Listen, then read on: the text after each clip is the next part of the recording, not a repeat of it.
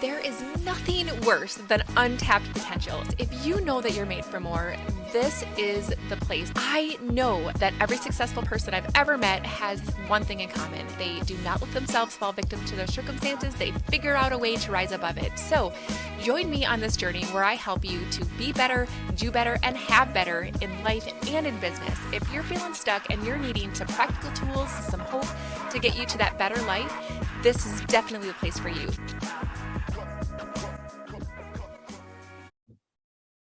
Hey everyone, welcome to the Unstuck Podcast. I'm your host, lachellewieme, and you guys, today you are going to hear the things that you need to hear if you've ever struggled with betrayal. Dr. Debi Silber is going to be giving us all of our insights on how we can take whatever it is, the situation that we're in, and move past it. Debi is the founder of the PBT Institute, and I'm going to let her tell you what exactly that is. So Debi, thank you so much for popping in today and sharing your expertise and your passion. We're so excited to have you.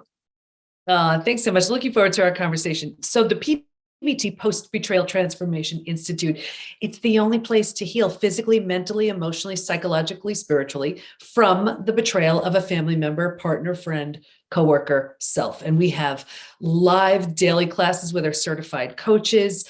Everything is recorded if they can't catch it live because we have people from all over the globe. We have my Q&A, experts teaching masterclasses, self-paced programs, and the most unique community that is designed to lift and inspire. It's an incredible space. That sounds amazing. And it sounds like something that so many people, myself included, could really use, because I think that one of the things that I have found is that when life kind of hands us this wrench where things happen, oftentimes it's when we take that moment and we make that into the transformative event in our lives, we can actually come out of that better than what we ever thought we could. And one of the things that I have found, and I'm trying to train myself in this, is looking for the blessings in everything, right? And recognizing that when something happened and an event happened with a situation and a person that made me feel betrayed, it's almost like the trauma from that is what catapulted all of the events to follow. If it would have been just a subtle, like distancing, gradually over time, and now we're just not close anymore, I wouldn't have had the transformation that I've had with the traumatic event. But it's awful going through it. And the fact that you have the tools and the knowledge and all of the things to help people get there is just amazing. So what made you decide to get into this line of work? Yeah, well, no one studies betrayal because it's, they want to. You study it because you have to. And I love what you said because it's so true. It's that complete and utter death and destruction of the old that allows for the birth of the new. Yeah. And that's the difference between resilience and transformation. And in my second TEDx talk, Do You Have Post-Betrayal Syndrome? I talk about a house, and I'm happy to, people love this analogy. Yeah. It's healing transformation. Yeah. So remind me of it after I share my story. Okay. And I will absolutely, you will see transformation, how it works. Anyway, so this is actually my 30th year in business, and as life would morph and change, so would business. So I was in health and then mindset and then personal development. And then I had a really painful betrayal from my family. Thought I did everything I needed to do to heal. A few years later, it happened again. And this time it was my husband. Anybody who's been through it, you're shocked, you're blindsided, you're devastated. Life, as you've known it, is no longer. So I got him out of the house, looked at the two experiences, and I said, okay, well, what's similar to these two? Of course, me, but what else? And I realized, boundaries were always getting crossed. I never took my needs seriously. And I'm a big believer in that whole idea of if nothing changes, nothing changes. Right. So here it was, 4 kids, 6 dogs, a thriving business. And I'm like, I'm going back for a PhD. And it was in transpersonal psychology, the psychology of transformation and human potential. Because I was changing so much, I didn't quite understand what was happening. He was too, on his own, wasn't ready to look at that. And then it was time to do a study. So I studied betrayal. What holds us back? What helps us heal? And what happens to us physically, mentally, and emotionally when the people closest to us lie, cheat, and deceive?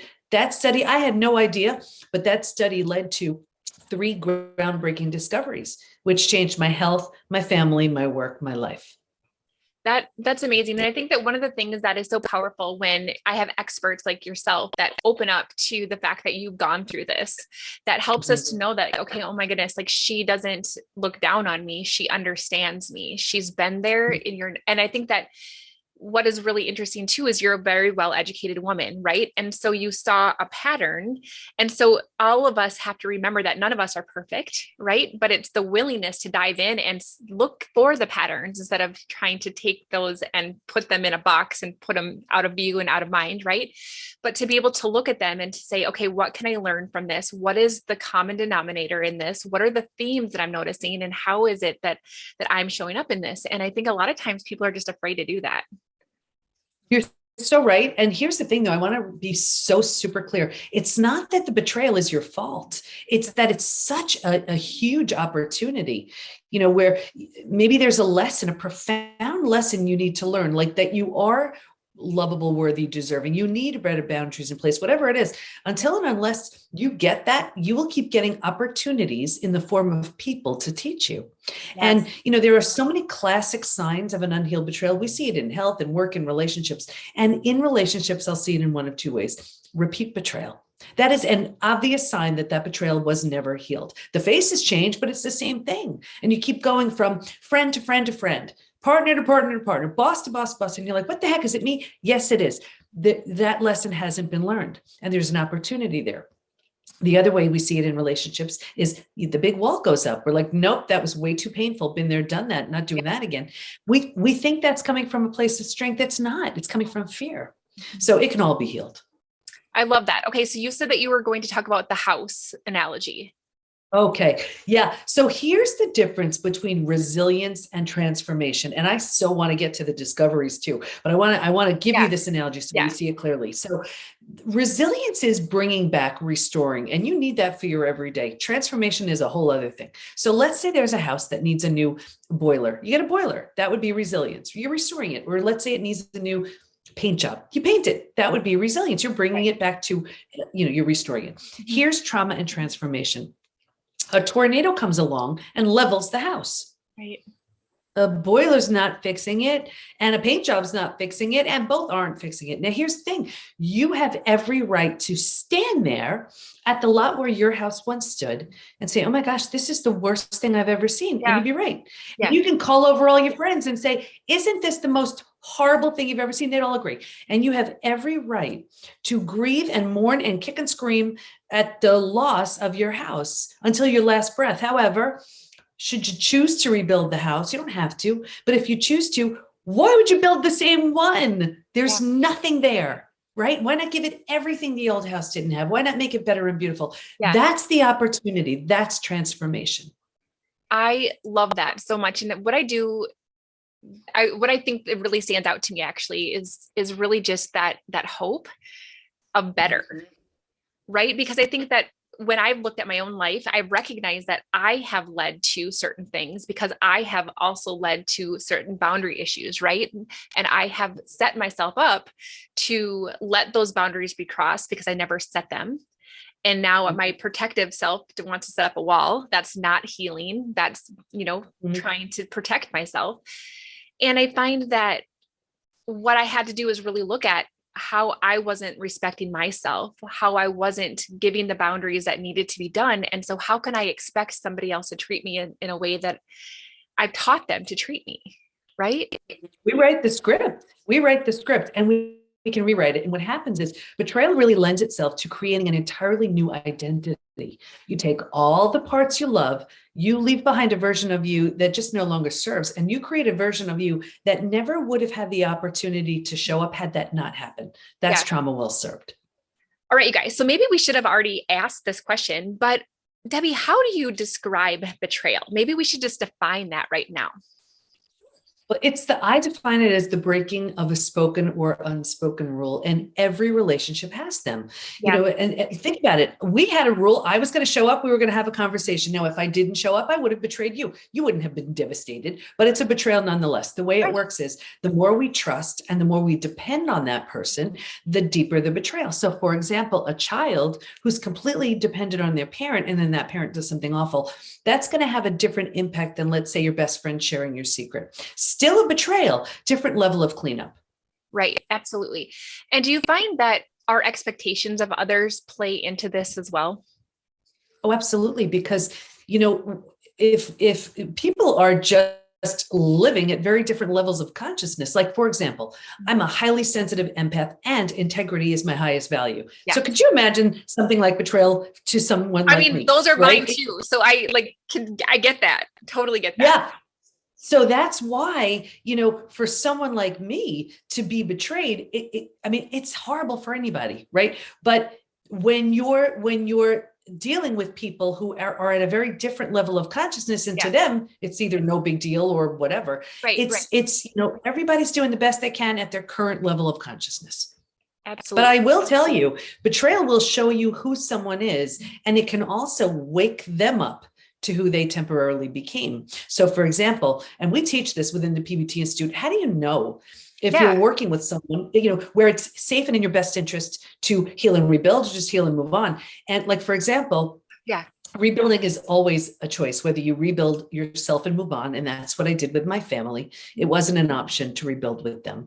Or if the situation lends itself, you're willing, you want to, you rebuild something from the ground up new, that new house with the person who hurt you. And that's what I did with my husband. So not long ago, as two totally transformed people, we married each other again, new rings, new vows, new dress, and our 4 kids is our bridal party. And I never in a billion years would have done anything like that if I wasn't totally different. And for sure, if he wasn't totally different. And I think that that's really an interesting question. And it's one that I actually had, is how do you decide if it's best for you to separate and just thank God, thank them for the lessons that they taught you and the opportunity to rebuild and just like move on, or, working towards that. So talk to me a little bit about that process. Yeah. We always teach within the Institute that this is the most opportune time to grow and to heal. And can you see my hands? I'm going to show you something. You'll never forget this. Yep. So when we're out of a relationship, our heart's broken, we're so sad. And all we want to do is get rid of that pain with that person who hurt us, with someone new. And here's the thing. So all we do is keep repeating it. But here's the time where we need to heal physically, mentally, and emotionally. Now, if we are so committed to this person right here, what happens is we grow and then we keep sabotaging ourselves because we don't want to outgrow them. Yes. You see? Yes. But we like it here. So we're like, well, why can't they do this? Because they're not ready. But if we keep doing this, but we're so committed to this person, we get this, right? So what we need to do is we need to do this, and a few things may happen. You each go your own way, or this person says, I better step up my game to meet the strength of this person. You're just completely, not on the same level anymore. And this can't help but show up. So what I did was I did this separately. My husband did this and we met up again up here. But what happens is there are so many people so afraid to have that, crash and burn, but that's the only way you build the new. And I think that sometimes, at least, and you guys, I'm being, vulnerable and transparent here. I think that sometimes when somebody betrays you, it's really hard for you to trust that they're also on a growth journey. Right. Because we know how badly they hurt us. We know the consciousness that they were at the time of the incident or incidents. And so we may be the one who's completely growing and learning and transforming and rebuilding, but we don't know if they are, and we have this block up to protect ourselves because it's too scary to let ourselves be exposed to them again. Does that make sense? That's why we need to do the work, having nothing to do with anyone else. It is our time to do the work, because here's the thing.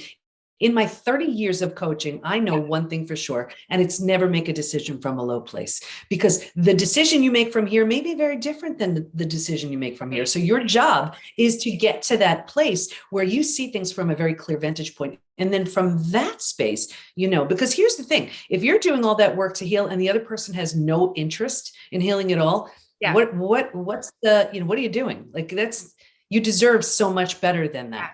And betrayal will show you, like I said, it will, if that could be the biggest wake up call for them, where, it's they take the whatever it takes attitude. And then at that point, it's still up to you. But if it's sort of this casual thing or whatever, I mean, then what are you doing? That's not fair to you. Right. And I think that that's where really the healing comes in, is to really recognize the worthiness that we have, to not have to lower ourselves to be able to line up with where they're at and to make them feel more comfortable. And I think that it's always this fear of being alone, or fear of being abandoned, I guess, in my own perspective, that I keep lowering myself in order to try to line up with people when it doesn't fit anymore, right? It doesn't fit. You know too much, and you've grown too much. So what you need to do is maintain that level, and then that energy, that same level of energy, can't help but show up. Yeah. And I think that doesn't mean that it's bad to miss them or to grieve the loss of them.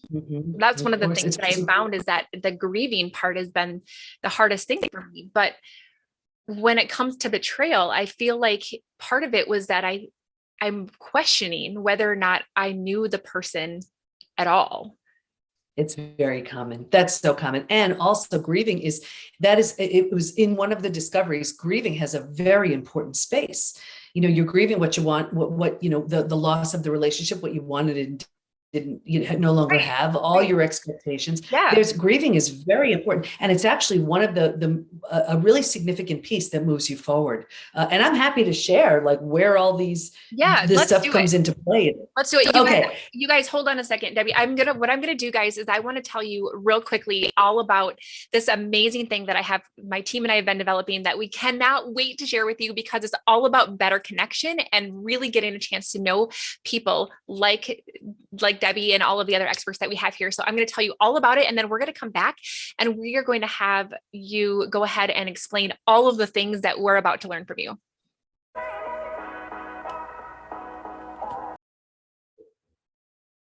Hey, LaChelle here. And I just got to ask you, do you ever listen to podcasts or special training from gurus who are telling you exactly what to do, but you still have questions? Wouldn't it be amazing if you actually could ask questions to the people who are presenting to give you your personalized answer to how you can get into action and apply it to your unique situation? That is exactly why I created the Better Club Elite, which is a very special, very exclusive monthly membership that gives you access to those question and answer sessions that are going to get you into action and get you all lined up with everything that you need to start being better, doing better, and having better in life and in business. The support, the answers, and everything that you need to get you into action. So let's go.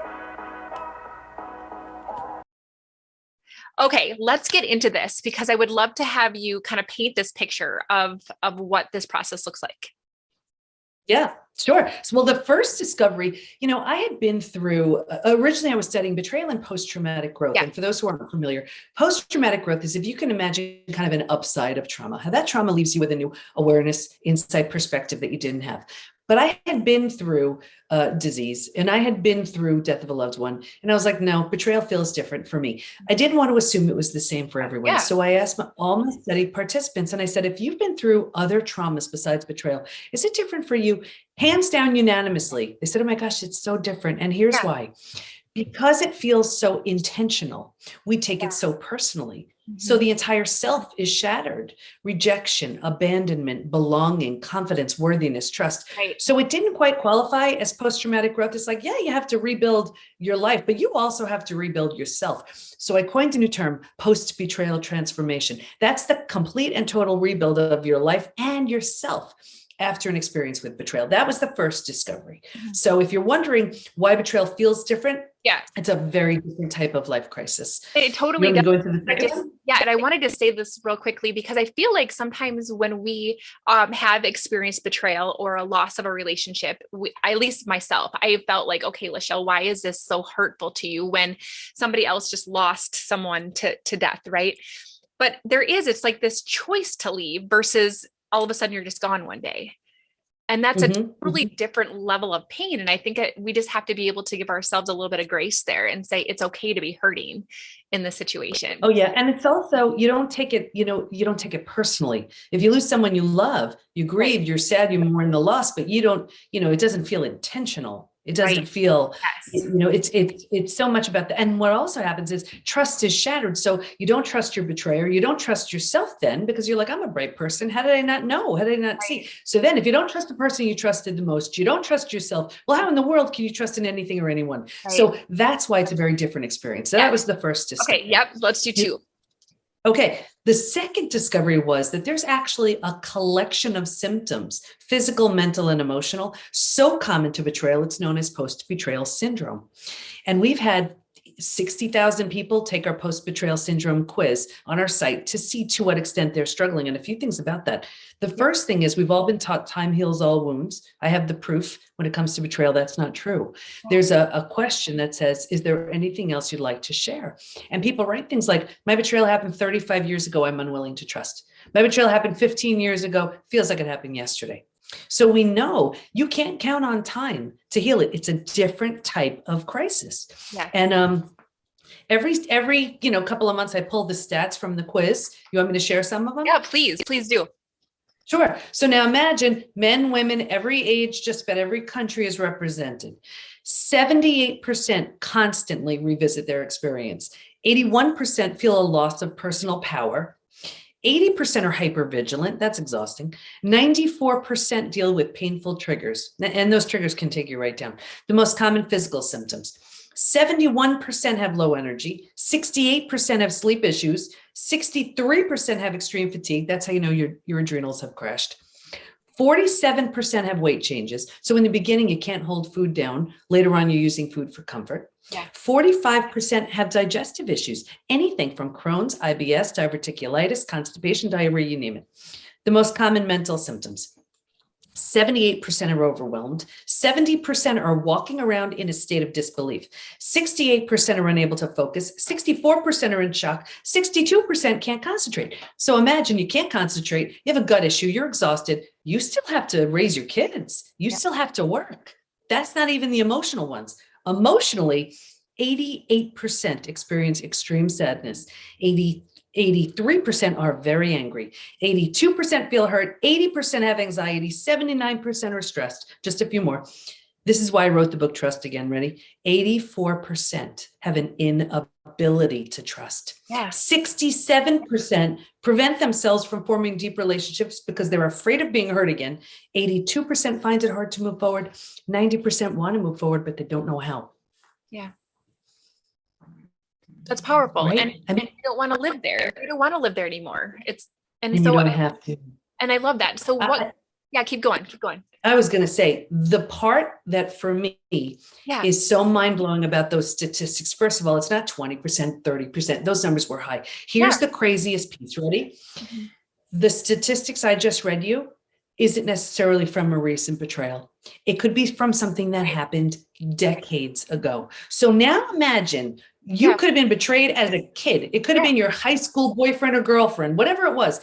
And because that was never healed, you're walking around with these symptoms today, and it's affecting you on every level. Yes. And that's what happens unless it's healed. And that's what I mean, it's crazy, but it leads me to the third discovery, which is these symptoms are so classic in stage 3. And for me, and I'll explain the last discovery, and you'll see exactly why.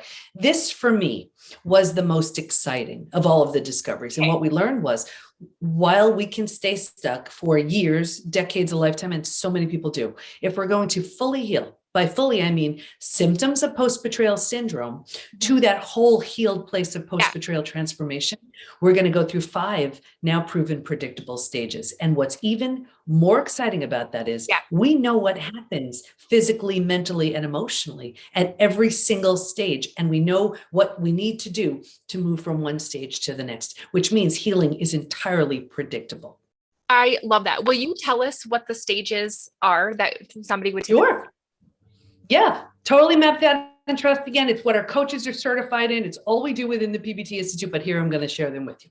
Okay, stage 1 is like a setup stage. And if you can imagine 4 legs of a table, the 4 legs being physical, mental, emotional, and spiritual. What I saw with everyone was a real heavy lean on the physical and the mental, thinking and doing, and kind of neglecting the emotional and the spiritual, feeling and being, right? Yeah. If a table only has 2 legs, easy to topple over, that's us. Yeah. Stage 2.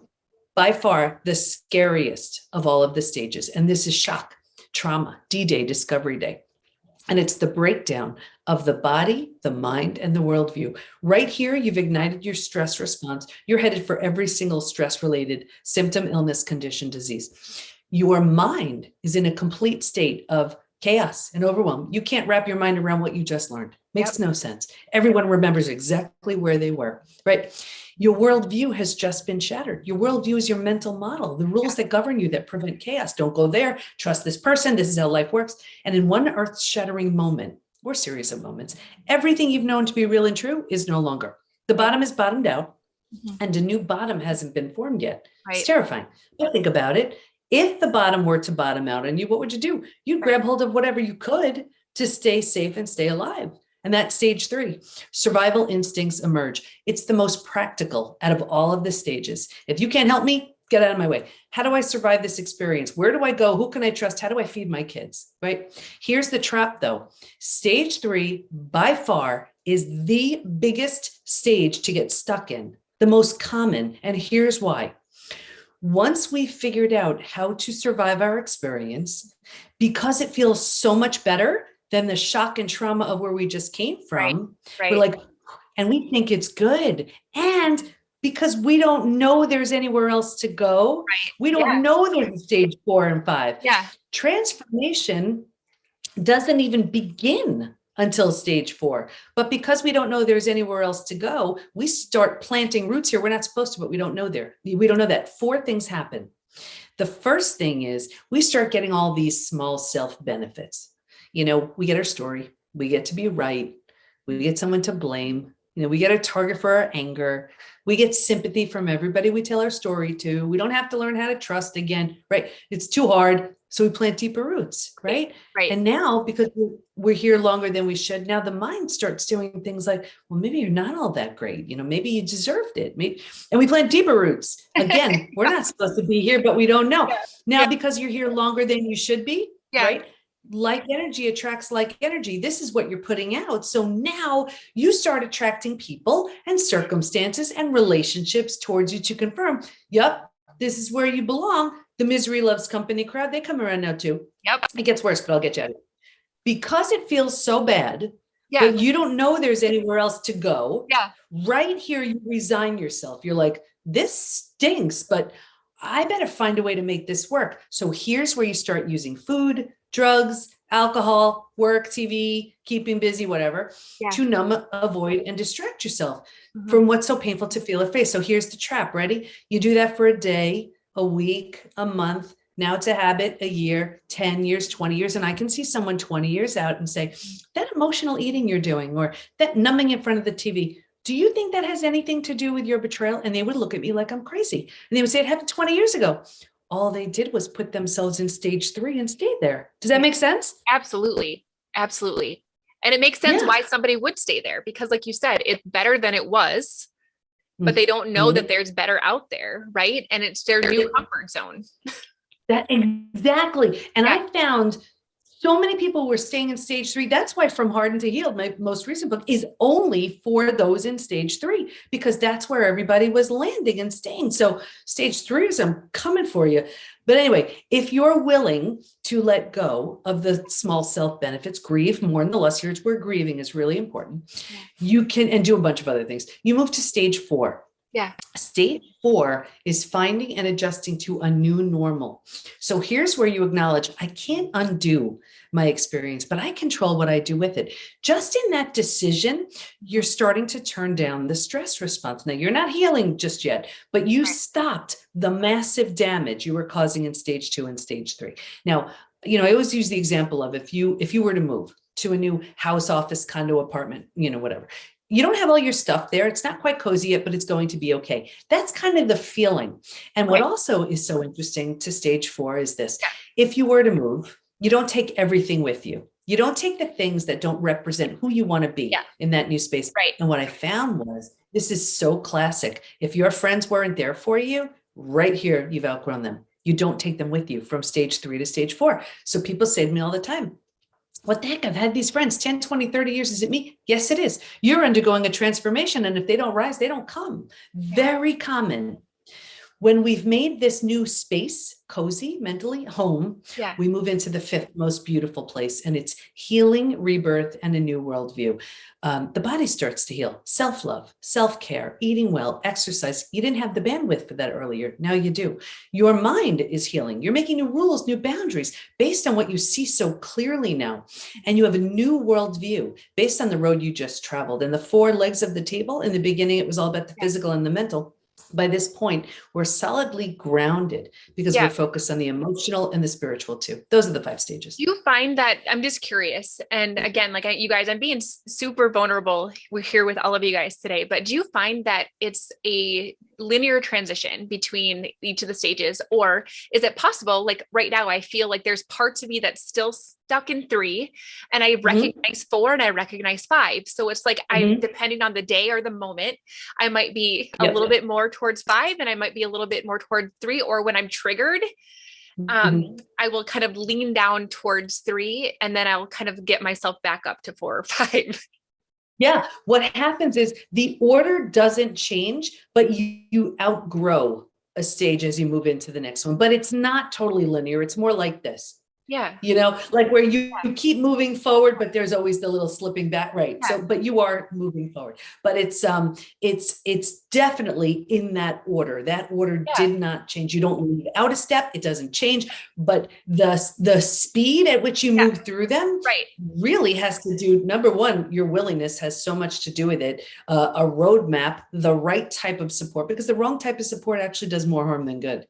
We've seen that consistently. Like, for example, let's say, you know, you see, because people just think, oh, let me go see a therapist. Well, you know, if that therapist isn't highly skilled in betrayal, we have so many people coming into the Institute with therapy trauma, right? Or let's say, you know, you join some kind of support group and these are your new friends, but as you heal, you kind of outgrow them. You see? So you have to be super careful of the support you have. It needs to be the right type of support. I mean, that is, the study proved it, and it's so true. And it's amazing. I think that one of the things that you brought up is that there might be unresolved or unacknowledged betrayals early on in your life that keep you stuck and allowing you to stay in certain stages longer. So I'll give myself an example, guys. So I had situations when I was little that I'm learning to remember and process, of feeling rejected and abandoned by friends. And what that has done is it led to a place where I tolerated or allowed for or didn't hold to boundaries out of that fear of being left out or abandoned or, you know, not chosen. And so then sometimes we don't allow ourselves to grow because it feels too scary to be alone. And it's because I haven't dealt with the original trauma or betrayal that first thing caused to make me fear that so much. Right? Of course. And, you know, it's so common to keep moving into situations like that, not because they're good, but they're so familiar. It's what you know. Yeah. You're like, oh, I know how to maneuver in a situation like this. I get it. Yeah. So that's why we have repeat betrayals unless it's healed. Right. Okay. So I literally think that this could be a conversation that we have for hours and hours. And obviously you're so knowledgeable about everything that I just am so grateful for you being willing to share today. Would you give our audience any tools that they could start to use today that would help them to start to heal? I mean, obviously being in your institute would be the best option, obviously, but what are some ways that we can start where we are today to move in the right direction? Yeah. You know, the number one thing is, well, you want to find out what stage you're in. Easy way to find that out. But you also want to know if you're numbing, avoiding, distracting, because that will absolutely stop your process. And I have 4 questions that I invite everybody to write down. Ready? That's my way of saying write these down. Yeah. The first one is, Am I numbing, avoiding, distracting? If so, how? Call yourself on it. Do you go into the kitchen, you're not the least bit hungry and you're eating? Do you go into the room, you put a TV on to drown out the sounds of your own thoughts? The second question, what am I pretending not to see? Am I pretending not to see there's trouble in my relationship? Am I pretending not to see that health issue that needs my attention? Am I pretending not to see I hate my job? What am I pretending not to see? The third question, what's life going to look like if I do nothing? Play it out. Play it out 5 to 10 years. What's life going to look like in 5 to 10 years? If I keep going exactly the way I am, using, dealing and coping the way I am. And, what's that relationship going to look like? The job, the health. And then the fourth question, what can life look like in 5 to 10 years if I change now? I'm not saying change is easy, but transformation begins when you tell yourself the truth. Yeah, that's powerful. And do you have a tool on your website that people can go to figure out what stage they're at? Absolutely. It's the Healed or Hardened quiz. And you can just find that at healedorhardenedquiz.com. We'll make sure we have everything on the show notes. Yeah. So that you guys have easy everything access on the site at the PBT Institute. But that healedorhardenedquiz.com. Yeah. And I think, do you find too that, because I think going back again to the definition of betrayal, I think is going to help some people, because there are betrayals clearly where somebody makes a decision and they are, they make a decision that hurts you. Let's say your husband cheats on you. Okay. So that's clearly like, we can determine that as a betrayal. We also can have betrayal in the sense, because you defined it as, remind me again, how did you define it? Breaking of spoken or unspoken rules. Yeah. And that's, every relationship has their own set of rules. Exactly. Right? And that's what I think that, recognizing, guys, that it doesn't have to be like this big, traumatic thing where somebody does something on purpose to hurt you. It might just be very well that something happened that changes the dynamics or changes the way that you see one another, or you thought that they had your back and they didn't, or you thought they knew you better and they didn't. And all of a sudden it changes the way that you perceive truth and it shakes everything up. And so I think that I want to just give all of you guys the permission to think about how this can be playing out in your own lives and how you can start to use this new insight and awareness to start healing the things that maybe have been triggering these themes that you've been noticing your whole life. Okay. Want to just make sure that we have a chance to give our audience any last bits of wisdom from you. So is there anything that we haven't had a chance to talk about that you wanted to make sure to mention? There's so much. I mean, the first thing I would say is you can heal from all of it. I didn't do anything anybody else couldn't do. You owe it to yourself to do something really good with something really painful. Stage 4 and 5 isn't reserved for some. There's a roadmap to get there. The second thing is I know how painful it is. I get it. And if you have to say this 100 million times to yourself, it's worth it. Even though it happened to you, it's not about you. It's really not. But you just truly owe it to yourself to move through the healing. And it's not that it's going to be easy, because I'm not going to lie, it's not. But it will be the most transformative thing you ever do. And one of the things I think that we can recognize again is that the betrayal as a healed person can be a gift to be the one that caused you to rebuild the house, right? We can be thankful for the tornado that gave us the beautiful new home. And that's a really big healed perspective, right? And so when you think about it, like you're literally teaching people that they can rebuild their house. And you're just we're helping them rebuild the house, the most amazing house they ever could have lived in. Yeah. Whether it's the most amazing you, the most amazing collective you and that person from a very different healed space. It's just, don't stay stuck. Don't stay stuck. I mean, that's where illness and disease and just everything stinks from that place. And you don't have to be there. 100%. Okay. So Debi, one thing I always ask my guests is to give our audience one question that they can think of that's going to help them move from where they are to where they want to be. So what would you ask them to think about? That's interesting. I would say, this is going to sound bizarre, but it causes you to take a deep look. What's the benefit? What benefits are you receiving from staying stuck? Oh, I love that. You guys, that's so insightful. Thank you so much for sharing your wisdom, your heart. You guys, I'll make sure that you have all of the ways to connect with her inside of the show notes so that you can start to assess yourself, start to assess your life and where you are and where you want to be. Thank you so much, everybody, for listening. If you haven't already, make sure to take a screenshot of this, put it in your stories, let people know how beneficial this episode was so we can get the word out and Debi can share her wisdom and expertise with as many people as possible. So, all right, you guys, thanks for listening. And Debi, thanks so much for sharing everything with me. Thank you. Thank you so much for listening to the Untucked podcast. I'm so grateful to be on this journey with you. And don't forget to check out the show notes if you want to get into my private club, the Better Club, to be able to learn better ways to be better, do better, and have better. So until next time, keep showing up. Let's get unstuck together. Have a great day.